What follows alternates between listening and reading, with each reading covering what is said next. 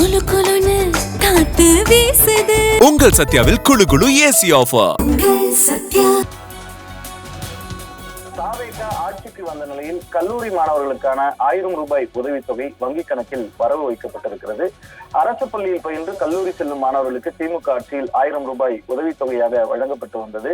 முந்தைய ஆட்சியினுடைய முக்கியமான மக்கள் நல திட்டங்கள் தொடரும் என்று முதலமைச்சர் விஜய் உறுதியளித்த நிலையில் புதுமை பெண் திட்டம், தமிழ் புதல்வன் திட்டம் போல் மகளிர் உரிமை தொகை கிடைக்கும் என்று பெண்கள் எதிர்பார்க்கப்பட்ட நிலையில் தற்போது புதுமை பெண் திட்டத்தின் மூலமும் தமிழ் புதல்வன் திட்டத்தின் மூலம் மாணவர்களுக்கு 1000 ரூபாய் வரவழைக்கப்பட்டிருக்கிறது. தமிழகத்தில் 6ஆம் வகுப்பு முதல் 12ஆம் வகுப்பு வரை அரசு பள்ளிகளில் பயின்று உயர்கல்வி நிறுவனங்களில் சேரும் மாணவிகளுக்கு மாதந்தோறும் 1000 ரூபாய் வழங்கும் புதுமை பெண் திட்டத்தை கடந்த 2022ஆம் ஆண்டு அப்போதைய முதலமைச்சர் ஸ்டாலின் தொடங்கி வைத்தார். இந்த திட்டத்தின் கீழ் 3,28,000 மாணவிகள் பயனடைந்தனர். அரசு உதவி பெறும் பள்ளிகளிலும் தமிழ் வழியில் பயின்று உயர்கல்வி சேரும் மாணவிகளுக்காக இந்த திட்டம் விரிவுபடுத்தப்பட்டது. அரசு பள்ளி மாணவர்களுடைய உயர்கல்வி சேர்க்கையை அதிகரிக்க தமிழ் புதல்வன் திட்டம் 2024ஆம் ஆண்டு ஆகஸ்ட் மாதம் 8ஆம் தேதி அறிமுகம் செய்யப்பட்டது. இந்த திட்டத்தின் கீழ் 6ஆம் வகுப்பு முதல் 12ஆம் வகுப்பு வரை அரசு பள்ளிகளில் பயின்று உயர்கல்வியில் சேரும் மாணவர்களுடைய வங்கிக் கணக்கில் மாதம் 1000 ரூபாய் நேரடியாக செலுத்தப்பட்டது.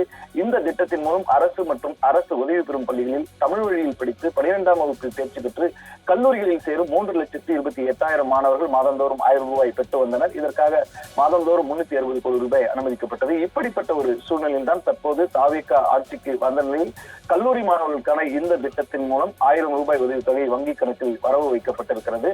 அரசு பள்ளியில் பயின்று கல்லூரி செல்லும் மாணவர்களுக்காக திமுக ஆட்சியில் செலுத்தப்பட்ட இந்த திட்டம் இப்போதும் தொடர்வது குறிப்பிடத்தக்கது.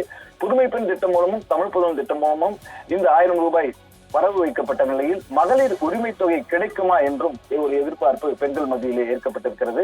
ஏனென்றால் தமிழகத்தில் குடும்ப தலைவர்களுக்கு 1000 ரூபாய் மகளிர் உரிமை தொகை வழங்குகின்ற திட்டம் 2023ஆம் ஆண்டு செப்டம்பர் 15ஆம் தேதி திமுக அரசால் தொடங்கப்பட்டது. இந்த திட்டத்தின் மூலம் 1,31,00,000க்கும் அதிகமான மகளிர் பயனடைந்து வருகின்றனர். மகளிர் உரிமை தொகை மாதந்தோறும் 15ஆம் தேதி அவரவர் வங்கிக் கணக்கில் வரவு வைக்கப்பட்டு வருகிறது. கலைஞர் உரிமை திட்ட பயனாளிகளுக்கு கடைசியாக கடந்த பிப்ரவரி மாதம் 5000 ரூபாய் வங்கிக் கணக்கில் வரவு வைக்கப்பட்டது. தேர்தல் நடத்தை விதிகள் காரணமாக பிப்ரவரி, மார்ச், ஏப்ரல் மாதங்களுக்கான 1000 ரூபாய் பணம் கோடைகால சிறப்பு தொகையாக 2000 ரூபாய் என்று முன்கூட்டியே வரவேற்கப்பட்டது. மே மாதத்திற்கான தொகை என்பது இன்னும் வழங்கப்படவில்லை. பொதுவாக அரசு திட்டங்களுக்கான நிதி ஒதுக்கீடு என்பது அந்தந்த அமைச்சகங்களுடைய ஒப்புதலோடு நடைபெற்று வருகிறது. தாவேக அரசு பொறுப்பேற்ற நிலையில் மே மாதத்துக்கான தொகை வழக்கம் போல் 15ஆம் தேதியான நாளை பயனாளிகளுடைய வங்கிக் கணக்கில் வரவு வைக்கப்படுமா என்கிற ஒரு எதிர்பார்ப்பு ஏற்கப்பட்டிருக்கிறது. தமிழக வெற்றிக் கழக தலைவரும் முதலமைச்சரான விஜய் தேர்தல் அறிக்கையை வெளியிடும் போது குடும்பத் தலைவர்களுக்கு மாதந்தோறும் 2500 ரூபாய் வழங்கப்படும் என்று அறிவித்தார். குடும்பத் தலைவர்களுக்கு 1000 ரூபாய் வழங்கப்படுமா அல்லது முதலமைச்சர் விஜய் ஏற்கனவே அறிவித்தபடி 2500 ரூபாய் நாளை வழங்கப்படுமா என்ற எதிர்பார்ப்பும் மகளிர் மத்தியிலே ஏற்கப்பட்டிருக்கிறது. அந்த எதிர்பார்ப்பு பூர்த்தி அடையுமா என்பது நாளை தெரியவரும். முந்தைய திமுக அரசினுடைய தவறான நிதி நிர்வாகங்களை பதவியேற்பு விழாவின் போது முதலமைச்சர் விஜய் சுட்டிக்காட்டினார். தமிழ்நாடு அரசிற்கு 10 லட்சம் கோடி கடன் சுமை இருப்பதாகவும் முதலமைச்சர் விஜய் தெரிவித்தார். நேர்மையான வெளிப்படையான நிர்வாகத்தை மேற்கொள்வோம் என்றும் தமிழ்நாட்டினுடைய நிதி நிர்வாகம் குறித்து வெள்ளை அறிக்கை வெளியிட இருப்பதாகவும் அவர் தெரிவித்தார். முதல் உரையிலேயே கடன் சுமை குறித்து முதலமைச்சர் விஜய் பேசியது பரபரப்பை ஏற்படுத்தியது. இதனால் நாளை ஒருவேளை மகளிர் உரிமை தொகை கிடைத்தால் அது 1000 ரூபாயாக கிடைக்குமா அல்லது 2500 ரூபாயாக கிடைக்குமா என்கிற ஒரு கேள்வியும் எழுந்திருக்கிறது.